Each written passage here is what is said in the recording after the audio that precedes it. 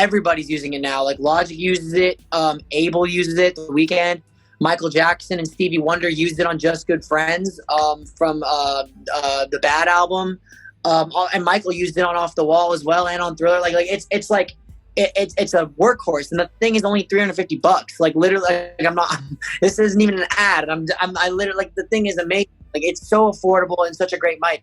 But also that was because Bobby Campbell, when I got dropped, Logic's engineer, I was like, bro, like I don't want to sit and wait for people to put me in the studio. Like I got to keep working. I know I can do it. Like how can you help me?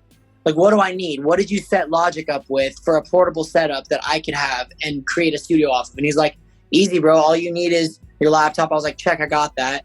And he's like, all you need is an SM7, an Apollo Twin, and the Moog 800 series, what is it? Not compressor, sorry, the preamp, sorry, the Moog 800 series preamp, and the lunchbox that it goes in to plug into. And I was like, awesome, like, where do we go? And he's like, let's go Westlake Pro. And then he took me there and he showed me exactly what he got. And so that's the thing, like he really helped me get all that stuff. And I always owe him for giving, like, he kind of like, he said, here's what it is. Because I've given that same gem to people and helped them set up their studio. And some people, you know, work and like some people will like make the music and keep going, and other people kind of like get overwhelmed and get like scared of using like Pro Tools and get like overwhelmed. And even I got overwhelmed for a while. I remember when I first got Pro Tools, I said, screw this, I'm going to use Logic, because I tried it and I couldn't figure it out. And so for like 2 months, I just used Logic. But then I was like, I started maxing out my CPU, and I was like, nope, Pro Tools won't max out CPU. I got to do it. So then I learned Pro Tools. But yeah. Logic's biggest lesson that he gave to me, I'll say 2 lessons. He gave me the lesson that he gave me before I knew him, because I was a fan before I knew him. The lesson that he gave me was genuinely just, I don't know, he was just this indomitable spirit. You know, he just was always moving, always going. And I loved that about him. He was just the underdog, and just like people believed in him because no one believed in him at times. You know what I mean? Like, and that was so dope. And everyone was like, he was kind of that young guy that everyone was like a little scared of. You know what I mean? Like he could always come, like he'll always come with it. You better be ready to go. And that's what I loved about him. And that's how I felt that I wanted to be. But then one-on-one, he just told me, just at the end of the day, your instinct, your personal instinct is most important. Like as an artist, like your instinct, you know what's best for your music. And that was such a strong lesson, because even on this last album, I had like 2 records that were supposed to be on his last album.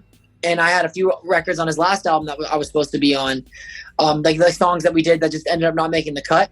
But him telling me that helped me like really not take any of that like personally, and I don't think any artist should, because here's the thing.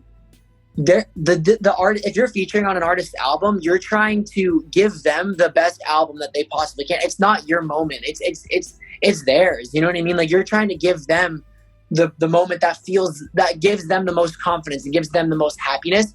So if my song that I created just wasn't a part of that family, that will create the most harmonious environment for you, like that doesn't offend me at all. So him just telling me that I always do what's best for my art, and you should always do what's best for your art, and your instinct will always tell you what's right. That was just a really powerful thing, because also if you look at Logic's career, like when I came into the game before, like when I was signed at like 17, Logic wasn't popular yet. And he got signed to Def Jam a few years before I did. Like, I mean, I think he signed, yeah, he was only signed like a few years before I got signed to Epic. Like he was like, so he was on the come up too. And like it was crazy, because he's just like, how do I say it? Like he just kept, I'm sorry, hold on, I have a train of thought.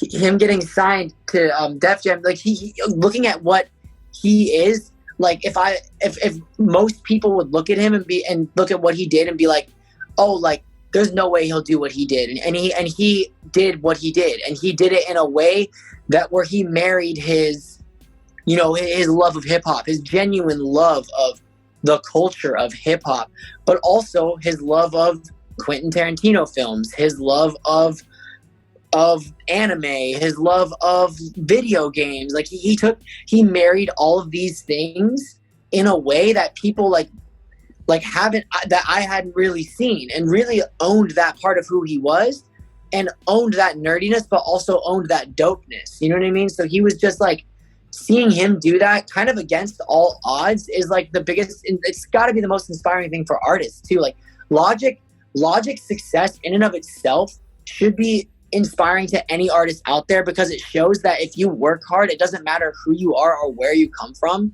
you can do anything. And that was just all his mind setting himself to. I'm not saying that, like, I'm just saying that Logic kind of broke the mold in a way. There's never really been anybody like him in that sense. That's had his demeanor, had his message. You know what I mean? Like but then also made the kind of music that he made. You know what I'm saying? It's like he's kind of his. People like to say that, like, people like to talk about Logic and like who has inspired him, and he openly admits he's been inspired by like so many people, but no one talks about how he really was in his own lane. You know what I mean? Like, he really was. Like, there's no one sells merch like he does. Like, he has like the record for selling merch in like so many venues that you would never believe. Like, so that's the inspiring thing about him to me.